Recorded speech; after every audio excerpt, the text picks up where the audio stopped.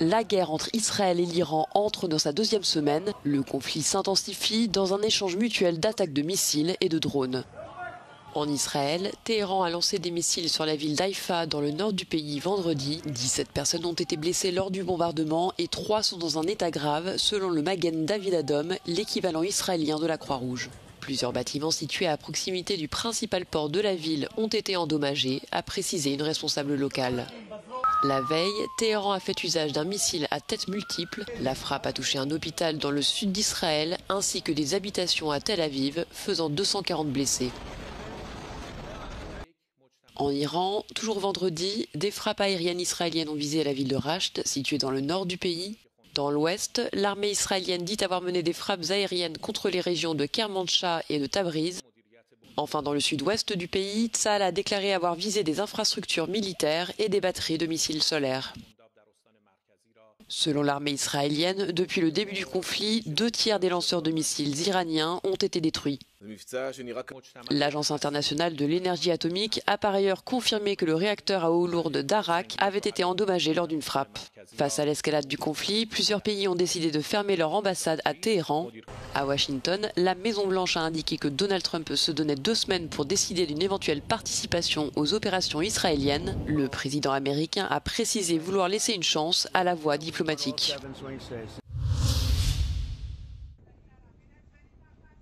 De plus en plus de pays évacuent leurs ressortissants d'Israël et d'Iran. Le conflit, qui dure depuis plus d'une semaine, a bloqué une grande partie de l'espace aérien de la région, empêchant quiconque de quitter le Moyen-Orient.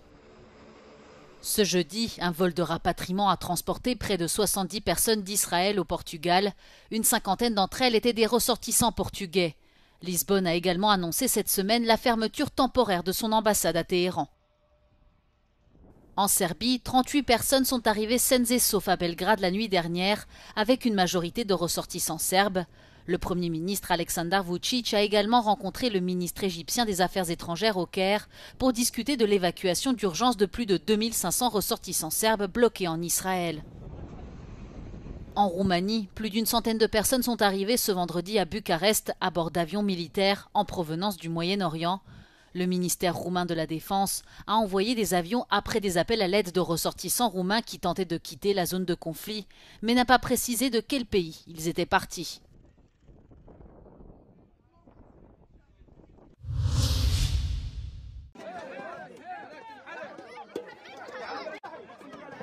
Les ministres européens des Affaires étrangères se réunissent lundi à Bruxelles pour revoir l'accord d'association de l'Union européenne avec Israël en se basant sur une proposition de la chef de la diplomatie européenne, Kaja Kallas. Le mois dernier, la majorité d'entre eux a soutenu une proposition néerlandaise visant à réexaminer les liens de l'Union européenne avec l'État hébreu en raison du non-respect des droits de l'homme et de ses actions dans la bande de Gaza. L'Union européenne est le premier partenaire commercial d'Israël, avec des échanges estimés à 42,6 milliards d'euros en 2024. Mais le consensus est loin d'être garanti. A full suspension of the EU-Israel Association Agreement is unlikely, not least given the strong continued support that some member states, such as Hungary, continue to demonstrate for Israel. However, it is possible to suspend some parts of the association agreement, those parts that relate to, for instance, trade. Si l'option commerciale l'emporte, un accord sera plus facile selon Youflovat. Et cette mesure requiert une majorité qualifiée de vote et non l'unanimité pour être valide. L'Union européenne pourrait alors imposer des droits de douane sur les produits israéliens et suspendre la participation de l'État hébreu à des projets de recherche tels que Horizon Europe. Mais il y a aussi un enjeu de crédibilité pour la diplomatie européenne. This is a moment of truth for the EU. It needs to be seen to be acting against Israeli international law violations and aggression, whether in Gaza, the West Bank, or indeed Lebanon, Syria, and also Iran. 8 pays menés par la Belgique et soutenus par la Finlande, l'Irlande, le Luxembourg, la Pologne, le Portugal, la Slovénie, l'Espagne et la Suède ont envoyé une lettre à l'Union européenne demandant de mettre fin au commerce avec les colonies israéliennes dans les territoires palestiniens occupés.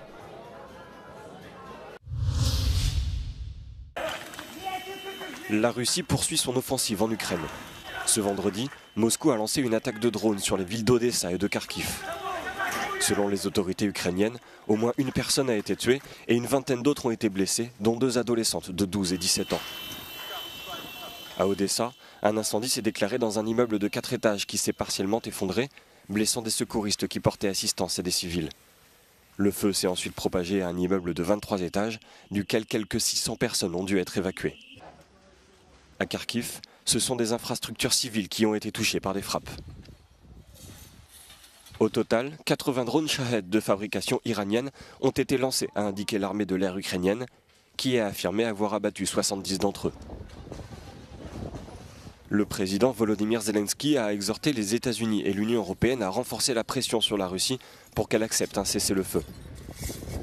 Un appel lancé après une attaque ayant visé Kiev cette semaine, qui a fait 28 morts et plus de 140 blessés, l'attaque la plus meurtrière dans la capitale cette année. De son côté, Dmitri Peskov, le porte-parole du Kremlin, a assuré que la date du prochain cycle de pourparlers entre les deux pays devrait être fixée la semaine prochaine.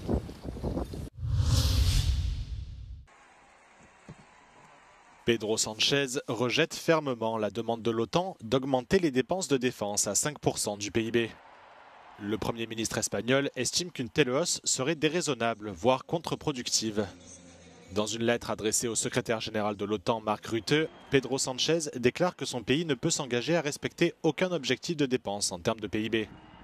Cette annonce survient à quelques jours d'un sommet de l'OTAN à La Haye, où l'objectif des 5% doit être officiellement approuvé. Toute nouvelle ligne directrice en matière de dépenses doit faire l'objet d'un consensus entre les 32 pays membres de l'Alliance. Mais Pedro Sánchez propose une formule plus flexible, qui permettrait d'exclure l'Espagne de l'obligation des 5%. Le sommet de l'OTAN de la semaine prochaine sera le premier depuis le retour de Donald Trump à la Maison-Blanche. Le président américain a menacé à plusieurs reprises de retirer les États-Unis de l'Alliance, si les autres membres n'augmentaient pas leurs dépenses de défense à 5%.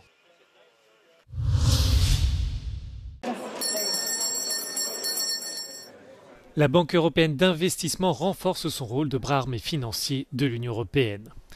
La BEI voit son plafond de financement pour cette année atteindre 100 milliards d'euros, un nouveau record. Dans le contexte de tensions géopolitiques, l'établissement confirme son engagement dans la défense et la sécurité avec un triplement de son effort. La BEI prévoit de consacrer 3,5% du total des financements dans le secteur militaire, avec actuellement 32 projets phares dans les tuyaux.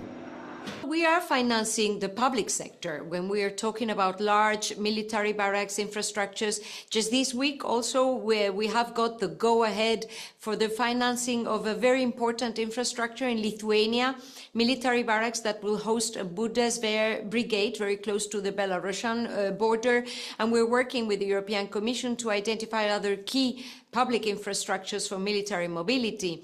We are also financing large private companies when it comes to research and development programs, when it comes to innovation and also industrial capability. Le climat et les énergies propres demeurent des priorités pour la BEI. D'ailleurs, pour la Banque européenne, l'action climatique va de pair avec la sécurité européenne. L'établissement lance ainsi un nouveau programme d'investissement dans les technologies et l'innovation. La première vague de ce nouvel outil, doté de 70 milliards d'euros, sera consacrée aux industries propres. This has to do with the products to build energy grids. It has to do with guarantees for clean tech innovators. It also has to do with support to the wind industry and also support to the deployment of power purchase agreements, which are key to stabilize energy pricing for large European industries. La BEI veut agir pour l'autonomie stratégique de l'Union et pour cela, elle veut s'assurer que les champions européens restent en Europe. On Friday, Italy's Prime Minister Giorgia Meloni and EU Commission President von der Leyen co-hosted a summit here in Rome focused on the so-called Mattei Plan, an investment plan targeting African countries. Now, Meloni says that the plan aims to boost local economies while also addressing the root causes of irregular migration to Europe. The event, which follows a conference held here in March, has brought together African leaders as well as representatives from international international organizations, and it served as an opportunity to sign a number of contracts. Now, the €5.5 billion plan aims to boost Italian investment in key sectors ranging from energy to healthcare and agriculture. And the event is seen as a key test for Italy's ambition to play a more prominent role in the Mediterranean and Europe as it advances its global getaway strategy to foster ties with African partners. Now, the meeting between Meloni and von der Leyen here in Rome also provided the opportunity for both leaders to discuss broader geopolitical issues. Giorgio Orlandi for Euronews in Rome. La Commission européenne veut retirer du pacte vert européen une proposition visant à lutter contre le greenwashing. Celle-ci visait à garantir que les déclarations environnementales des entreprises soient exactes, justifiées et vérifiées de manière indépendante. Il s'agit de la dernière décision en date d'une série de retours en arrière sur des initiatives majeures du pacte vert. Cette décision a été prise à la surprise générale avant la réunion finale prévue lundi, qui devait donner le feu vert à la proposition. Selon des sources parlementaires, les députés ont toujours l'intention de poursuivre les négociations du trilogue lundi. Et certains ont exprimé leur frustration face à ce qu'ils considèrent comme une décision unilatérale et prématurée.